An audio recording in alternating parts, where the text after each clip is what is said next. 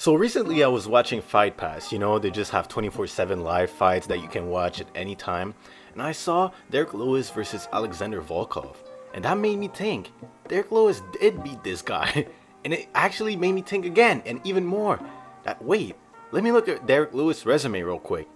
And the more I looked into it, the more I remembered what happened in his career, the more I started telling to myself that, wait a minute, this guy low-key is the heavyweight GOAT. Like, look at the champion right now, Tom Aspinall. His best wins are Volkov, Curtis Blades, and Marcin Tybura. And Derrick Lewis got all of those too. Derrick Lewis did beat Marcin Tybura, Derrick Lewis did beat Curtis Blade, and he did beat Volkov. So how do we not talk about this more? And you know what? He beat all those guys before it was cool to do so. Oh, and I forgot to say, you can add a win over Francis and Ngannou to that list.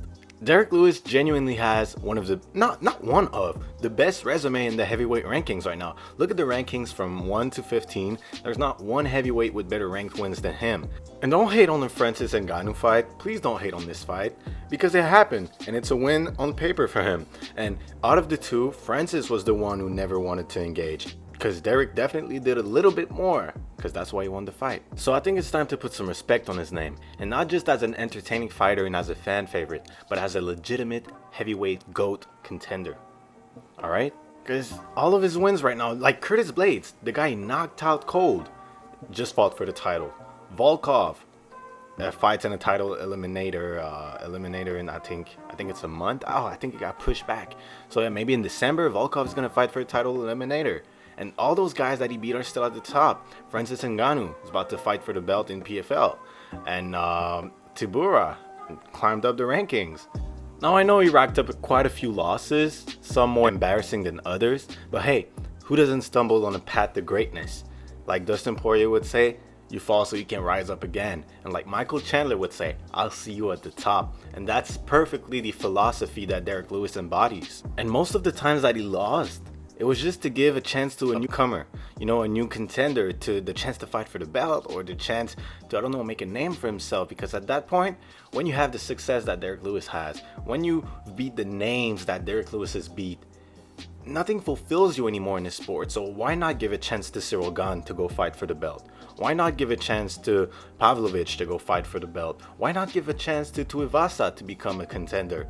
You know what I mean? Like, this guy not only is the heavyweight GOAT, beating all the greats in his generations, but he's also looking out for the next generation, looking out for us, for our entertainment, because he knows that if he wanted to, he could stay at the top for another 10 years. But no, he's out there looking out for us, giving a chance to new guys to make it entertaining in the division. And that's great. I commend it. And now you're gonna tell me, but casual, he never even won the belt. But I'm gonna tell you it doesn't matter. He never wanted to win the belt. Like against DC, you hit him so hard just to tell him, to remind him what would happen if he actually tried. And then he took the night off because he didn't feel the need to fight more than that. And against Cyril Gane, he felt the UFC was disrespecting him for even suggesting that he should fight for an interim belt. So he said, you know what, let's give this French guy a chance. He's looking out for the UFC also. He's the perfect employee. He knew the UFC wanted to branch out to France, and he knew Cyril Gane was going to be the guy. So he said, you know what, let's create a new market for the UFC. Let's give this French guy a chance. And Cyril Gane turned out to be a big star off of the back of Derrick Lewis. And no need to say that this guy never wanted to be champion in the first place. When you offer him a title shot and his first reply is, well, shit, I don't really want to fight 5 rounds. I don't really want to do that. I don't really want to do this. You know this guy's not trying. You know how they say the strongest in the room is not the loudest one? Well, that perfectly describes Derrick Lewis. He's carefree and nonchalant. He's a man of few words. And can you imagine him wanting to sit down for more interviews that he already does just because he's the champion? Nah, his balls are hot. This guy never wanted to be champion. This guy never wanted the responsibilities of media, public appearances, and overall people looking to him as the face of the heavyweight division. He never wanted that. Like I said, he's nonchalant and carefree because he knows he's the strongest. And notice that it's always when they're about to cut him. It's always when we think that Derrick Lewis is done. Like, ooh, he's on a 2-fight loss streak.